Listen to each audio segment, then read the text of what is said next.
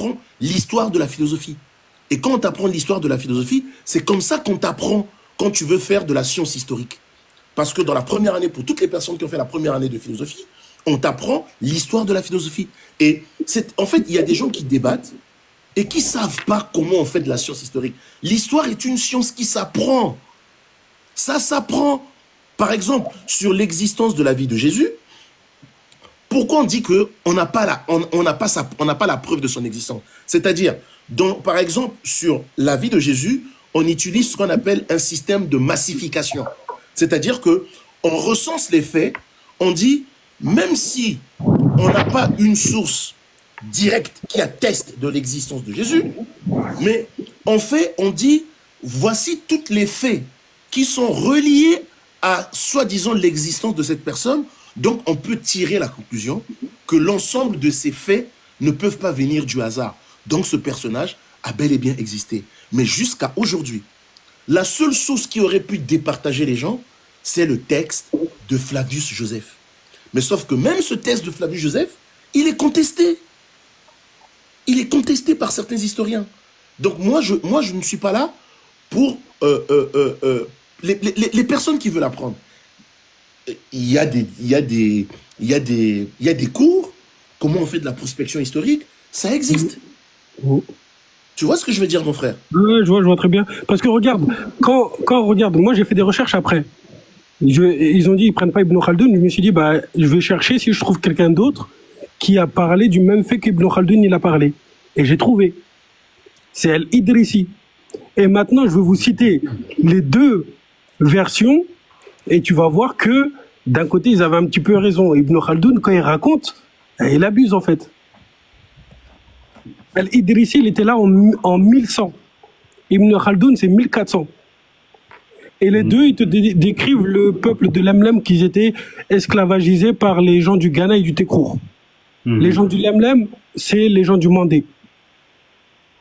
Maintenant, je vais mettre ma caméra si peut-être Bakam y veut, et je vous lis en même temps les deux versions, et vous allez me donner votre avis entre la version d'Ibn Khaldoun et la version de Al-Idrissi. Al-Idrissi, c'est quelle époque? C'est en 1100. D'accord. Et en 1100. Ibn Khaldoun, 1400. 1400. D'accord. Donc, il parle d'une histoire qui se serait passée quand? C'était, eux, c'est pendant le royaume de Ghana et du Tekrour. C'était avant que le royaume du Mali. Donc, il rapporte des histoires du 7e, 8e. Environ du 10e siècle. Du 10e siècle environ. Ouais, du 10e siècle, ouais. Ok, d'accord. Donc, la personne qui se rapprocherait plus d'être une source directe, au vu de l'époque, ça serait l'autre. Al-Idrissi. Comment tu l'appelles? Al-Idrissi. Al-Idrissi, d'accord, ok. Bakam, comment je peux mettre ma caméra? Normalement, tu as une petite caméra qui se trouve en haut à droite de ton écran. Il faut que tu appuies dessus. Voilà, tu m'as demandé, tu m'as fait la demande. Ouais. Ok, bon, c'est parfait. Il est passé où ce bouquin?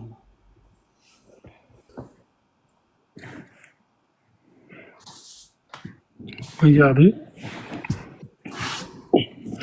Je vais lire Ibn Khaldoun d'abord. Et pourquoi là, en fait, tu nous lis ça, c'est pour nous montrer, pardon, je veux juste savoir, ce que tu nous lis, c'est pour nous montrer quoi? Qu'est-ce que tu veux nous faire dire? Pour nous montrer que tu veux nous expliquer? Ibn Khaldoun, dans sa version, quand il a raconté, il a rajouté un dénigrement qui n'était pas dans l'autre. Et dans l'autre, tu peux... Un dénigrement de qui? Des Noirs? Ouais, des Noirs. En fait, là, tu parles de quoi? C'est quoi, la conquête, l'arrivée sur de les peuples qui l'islam? étaient esclavagisés, c'était quoi leurs conditions, comment ils vivaient, comment ils étaient? Il raconte comment vivaient les Noirs à l'époque dans l'Empire du Ghana, quoi. Non, pas dans l'Empire du Ghana, mais les Noirs du Lemlem. Comment eux, ils étaient? Leur situation. Les gens du Mandé, quoi. D'accord. Ok. Regarde. Les marchands auxquels ils vendent leurs captifs les conduisent dans le Maghreb, pays dont le peuple...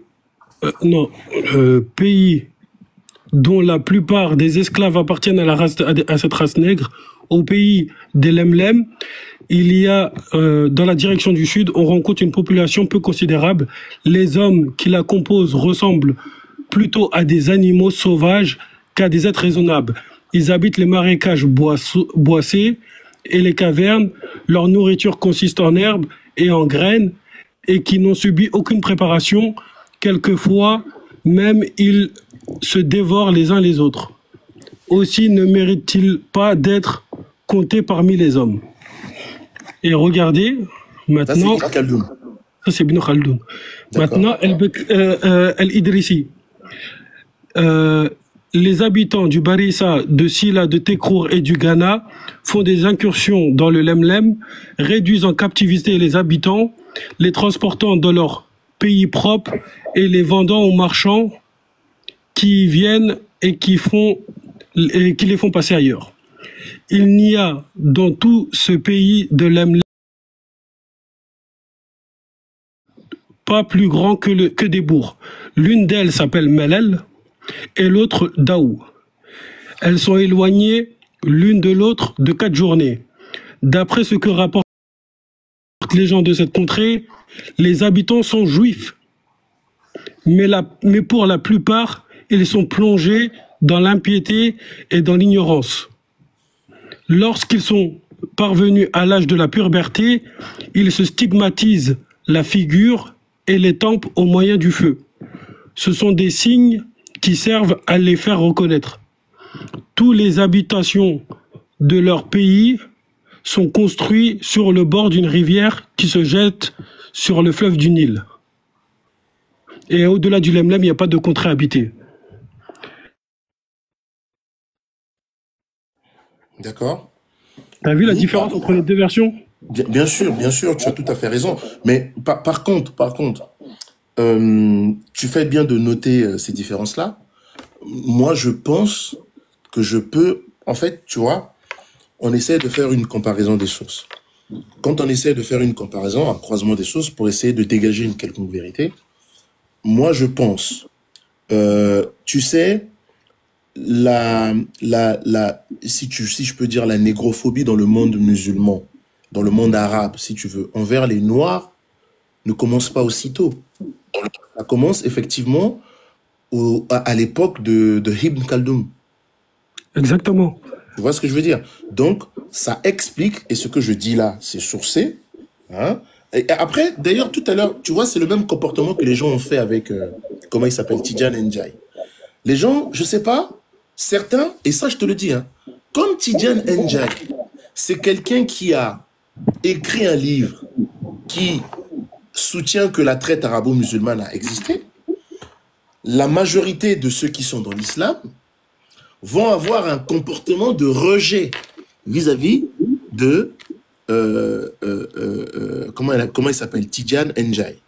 Après, de l'autre côté aussi, par exemple, les frères et sœurs kamites, eux aussi, souvent, ils ont eu un sentiment de rejet parce que, comme tout à l'heure, le hack avait montré que Tidjane Ndiaye, parfois, il a des propos qui vont à l'encontre de ce que disent les kamites. C'est-à-dire que Tidjane Ndiaye, c'est quelqu'un qui dit que l'esclavage a bel et bien existé en Afrique, alors que souvent les kamites disent que c'est... Alors, les kamites, entre parenthèses, certains Africains disent que c'est pas vrai, l'esclavage n'a jamais existé. Alors que tout à l'heure, moi je ne le savais pas, mais c'est le hack qui me l'a appris. Je savais pas qu'il avait des propos aussi virulents vis-à-vis des thèses de Cheikh Anta Diop.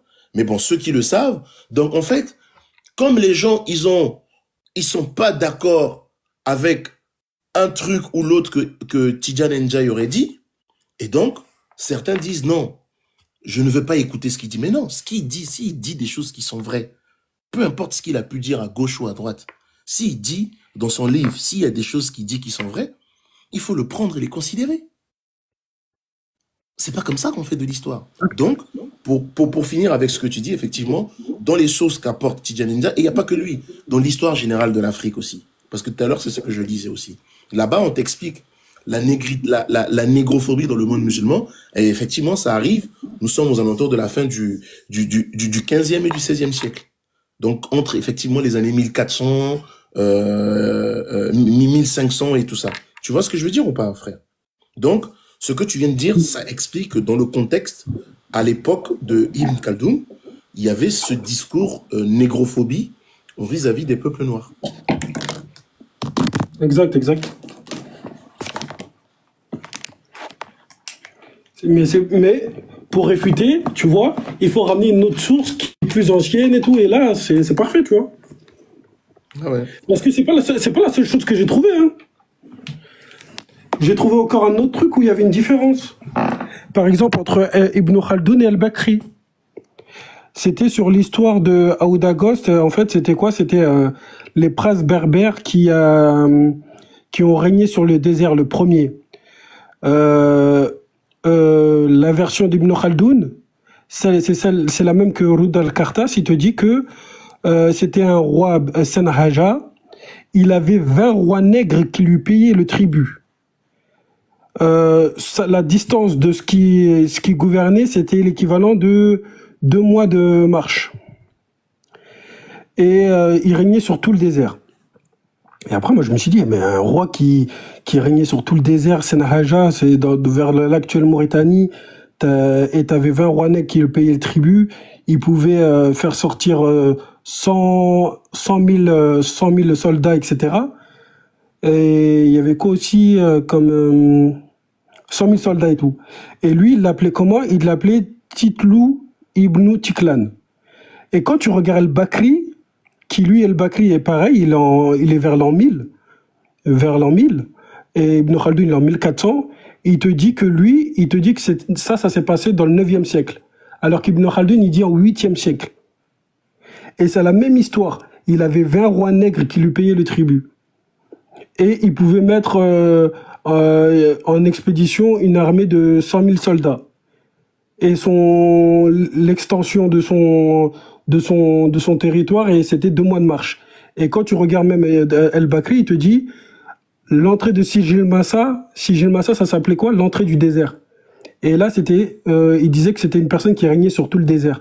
Et quand tu regardes entre Sijil Massa et Aouda Ghost, il te dit que c'est l'équivalent de 2 mois de marche. Donc en gros, c'était celui qui contrôlait, on va dire, toute l'actuelle Mauritanie à l'époque. Mais eux, ils vont te donner une date, et Ibn Khaldoun il va te dire que ça s'est passé au 8e siècle. Alors que non, en fait, ça a été passé au 9e siècle. El-Bakri, il est là au 10e siècle, et lui, il te dit non, c'est au 9e siècle. C'est lui qui est plus fiable que Ibn Khaldoun qui est arrivé 300 ans plus tard. C'est pour ça, croiser les sources et tout, c'est très très important.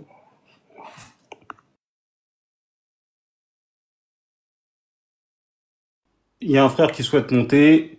Youssouf, en tout cas, félicitations hein, pour tes sources. Moi, je vais vous rajouter une source là rapidement. Donc, on est dans le Tariq al-Soudan, donc les recueils de sources arabes, donc les voyageurs, etc., qui ont voyagé dans le pays de Soudan, donc dans les pays des Noirs. Et effectivement, après la conquête, la pseudo-conquête des Almoravides, donc au XIVe siècle de notre ère, il y a un arabe qui s'appelle Al-Hibar. D'accord? Il y en a beaucoup hein, qui sont venus dans l'Empire du Mali. Qu'est-ce qu'il nous dit, Al-Hibar? Il nous dit, en 1353, sous le règne du sultan Abou Hinan, je me rendis à Biskra, donc dans le nord, hein, chez les Berbères, pour des raisons d'ordre politique. J'ai rencontré chez Youssouf Madzini, émir de Biskra, un émissaire du souverain de Takada. C'est lui qui, me décrivant cette région, m'informa de son importance et de son trafic caravanier. Il me déclara, cette année même, quand sont passés en transit les commerçants venant de l'Orient qui se rendaient au pays du Mali, venant de l'Orient vers le Mali, on a compté 12 000 chameaux chargés. Donc il y avait déjà, au XIVe siècle, de grosses relations commerciales entre l'Orient, l'Égypte, etc., l'Arabie et le Mali. Une autre personne, accrochez-vous bien, là c'est le plus intéressant, une autre personne m'a rapporté que c'est là un fait courant chaque année. Ce pays est sous la dépendance du sultan de Mali des Soudan. On parle d'une région qui était conquise par les Almoravides, mais plus une région berbère. Comme d'ailleurs tout le reste du pays saharien, connu sous le nom de Al-Mutamarmoun, jusqu'à nos jours. Vous voyez? Donc même après la conquête des... Quand on dit que les Almoravides, ils ont rasié, ils ont imposé l'islam en Afrique de l'Ouest, etc., comment ça se fait qu'au XIVe siècle, les royaumes berbères, était sous la suzeraineté de l'Empire du Mali. C'est juste une source parmi tant d'autres, hein, j'en ai encore des tonnes. C'était pour abonder ce que tu disais, Youssouf. Ouais, barakallahu fik. Mais moi, j'ai vu un autre truc aussi, mais là, je l'ai pas sous la main. Vas-y. Que, soi-disant, les gens de l'Empire du Ghana, là, après qu'ils étaient perdus avec face aux Almoravides, eh ben, ils avaient contribué avec l'argent, etc., dans la conquête de l'Espagne. Oui. C'est une source, je crois que c'était Zohri qui a rapporté ça. Faudrait que je la retrouve et que je la partage. Mais c'est un truc intéressant. Hein. Très intéressant. Très intéressant. Je vais peut-être laisser la parole au Hack, parce que depuis tout à l'heure, il voulait faire une présentation, il n'a pas eu le temps. Le Hack, bon, il n'entend pas le frère. Je ne sais pas si Diopis, il avait terminé son développement, sinon je passe la parole. Qui est venu en premier entre le frère Chekaraou et Ren? J'ai un trou de mémoire là. Vaut mieux qu'il passe avant, c'est pas grave. D'accord, ok. Ren? Oui. Yeah, salam alaikum, Seret, ça va? Wa alaykoum salam, ça va? Et chez toi? Ouais, ça va, alhamdoulilah, comme tu le vois. On bûche, on travaille là. Ah, mais c'est bien ça. En fait, attends, je suis en train de... Parce que j'ai le livre là de Germain Ditelling. Je suis en train de... Je vois plus la page là qui parle justement de... Parce que eux aussi, ils nous ramènent encore une autre version sur l'islamisation du Ghana. Attends, je vais sortir ça rapidement. Donne-moi une minute, je vais sortir ça rapidement et puis je vais lire ça ici. Ok, ça marche.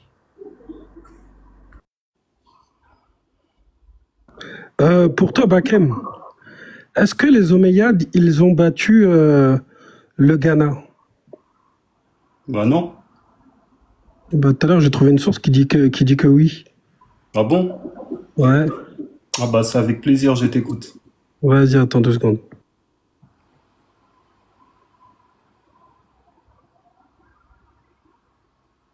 Excusez-moi, le thème maintenant c'est l'islamisation de l'Afrique de l'Ouest, c'est ça? En fait, Chakaraou, on est toujours sur la même thématique par rapport à la présence noire en Arabie. Et en fait, il y avait un débat cet après-midi entre le Diopiste et le frère Le Hack concernant la pénétration de l'islam en Afrique. Est-ce que ça s'est fait d'une manière pacifique ou forcée? Je pense que c'était cela. Et donc là, ils étaient en train de débattre à travers des différentes sources documentaires. Ok, d'accord. Voilà où on en est. Et est-ce qu'ils font le lien entre la pénétration de l'islam en Afrique et le moment où l'islam est devenu majoritaire dans les zones où il est maintenant majoritaire? Frère, très bonne question. Très bonne question. Oui, en fait, tu sais ce que tu viens de dire, c'est ce que j'avais dit cet après-midi. Et c'est ce que aussi j'avais précisé, je pense, dans le live dans lequel tu étais, je sais plus. En fait, les gens confondent entre pénétration et comment l'islam est devenu majoritaire en Afrique de l'Ouest. C'est 2 choses complètement différentes. Tu vois ce que je veux dire? Et c'est ce que j'ai expliqué tout à l'heure quand j'étais dans le live cet après-midi, ou après le hack il est venu, il a rejoint. En fait, quand tu lis la majorité des sources, en Afrique de l'Ouest, on te dit pas que l'islam est rentré en s'imposant comme elle a pu s'imposer ailleurs et à gauche et à droite. Et d'ailleurs, c'est intéressant. Vous savez que tout à l'heure, je viens de lire que d'ailleurs, c'est intéressant. En fait, vous savez que les pays que l'islam gagnait, hein, où il y avait des conquêtes islamiques, vous savez qu'à l'époque, les dirigeants, ce que j'ai lu dans l'histoire générale de l'Afrique, Rennes, d'ailleurs, tome 3, vous savez que les dirigeants arabes, c'est-à-dire ceux qui dans un premier temps, ils ne voulaient pas que les gens des pays qu'ils avaient conquis se convertissent à l'islam. Vous savez pourquoi? Parce que sinon, c'était un manque d'impôts. Parce qu'ils disaient que ceux qui étaient, on ne pouvait pas imposer... Les empêcher par rapport aux taxes et tout. Voilà, on ne pouvait pas leur imposer des impôts. Donc, ça serait un manque à gagner pour eux. Bon, bref, donc ça, c'est des choses qu'on découvre. Donc, En fait, c'est pour vous dire que en Afrique de l'Ouest, en tout cas, de toutes les sources que nous lisons, on n'a pas des traces qui disent que les Arabes sont venus, ils ont converti les gens par la force. Je parle de l'Afrique de l'Ouest, hein. On n'a pas ces traces-là.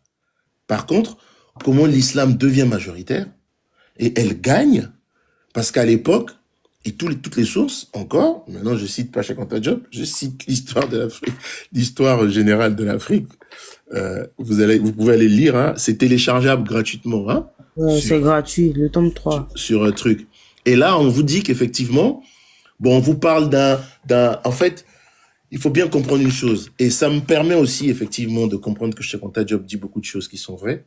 En fait, à l'arrivée des Almoravides, donc d'un certain monsieur qu'on appelle Yahya ibn Ibrahim, qui revenait de la Mecque, les Almoravides vont ramener une forme de l'islam qui n'existait pas en Afrique à cette époque-là. Je sais pas, on parle de Kardijite et Malékite ou je sais pas quoi, des trucs comme ça.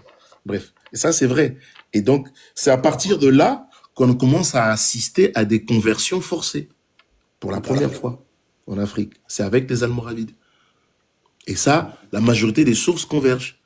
C'est-à-dire que l'histoire générale de l'Afrique noire, ce que dit Cheikh Anta Diop. Oh, bonsoir. Excuse-moi, le Diop. La majorité des sources, on laisse le Jopis terminer, après tu prends la parole. la majorité des sources convergent dans ce sens-là. Maintenant, moi, le seul problème que je ne veux pas, c'est que souvent, dans ces débats-là, il y a certaines personnes qui prennent la démarche de refuter les sources historiques. Moi, ce que j'ai lu cet après-midi, je ne savais pas. C'est grâce à Rennes, parce que grâce au débat qu'on a eu tout à l'heure, et je suis parti lire cette histoire générale de l'Afrique. Et effectivement, j'en fais des concordances avec beaucoup de choses que je n'ai pas vues. Ce qui est écrit dans l'histoire générale de l'Afrique. Tu vois? Donc, après, je vais pas rentrer dans les débats parce que quelqu'un dans sa tête, il est musulman et qui veut absolument protéger l'islam, et donc il va commencer à vous